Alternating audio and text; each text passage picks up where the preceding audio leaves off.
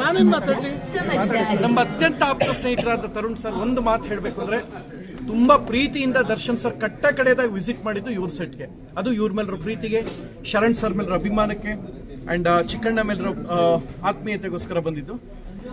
To be frank, ಎಲ್ಲೂ ಯಾವತ್ತೂ ತೋರಿಸ್ಕೊಂಡು ಹೋಗಲ್ಲ. ಒಂದು ವಂಡರ್ಫುಲ್ ಬಾಂಡಿಂಗ್ ಇವರ ಮತ್ತೆ ದರ್ಶನ್ ಸರ್ ಮಧ್ಯೆ ಇದೆ. ನಾನು ವೈಯಕ್ತಿಕವಾಗಿ ಗೊತ್ತಿರೋದಿದ್ದು, ಆಕ್ಚುಲಿ ಹೇಳಿದ್ರೆ ಏನ್ ಗೊತ್ತಾ, ಸುಮ್ಮನೆ ಹೇಳ್ಕೊಂಡಂಗ ಅಂತ ಒಂದು ಸ್ಪಷ್ಟವಾಗಿ ಹೇಳ್ತೀನಿ. ಒಂದು ಗ್ಯಾಂಗ್ ಕೂತ್ಕೊಳ್ಳುತ್ತೆ ದರ್ಶನ್ ಸರ್, ಎಲ್ಲ ಕೂತ್ಕೊಂಡು ಪ್ರಾಮಾಣಿಕವಾಗಿ ನೋಡ್ರಿ ನಿರ್ಮಾಪಕರೇ ತೋರಿಸಿ, ನಿಮ್ ಟೀಸರ್ ತೋರಿಸಿ, ಎಲ್ಲರಿಗೂ ಬಹಳ ಪ್ರೀತಿ ತೋರಿಸಿದ್ದು.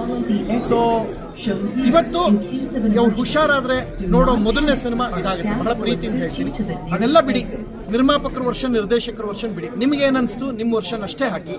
ಅದೇ ಒಂದು ವಂಡರ್ಫುಲ್ ಸಿನಿಮಾ. ನವನೀತ್ ನನ್ನ 23 ವರ್ಷದ ಕ್ಲಾಸ್ಮೇಟ್, ಒಂದೇ ಊರವರು. ಅದನ್ನ ಮಾತ್ರ ಮಿಸ್ ಮಾಡದೆ ಹಾಕಿ. ಓಕೆ, ತುಂಬಾ ಚೆನ್ನಾಗಿತ್ತು. ಇಷ್ಟ ದಿನ ಕರ್ವಾ ನವನೀತ್ ಚೇಂಜ್ ಆಯ್ತು, ಈಗ ಚುಮ್ ಅಂತಾರೆ ನವನೀತ್.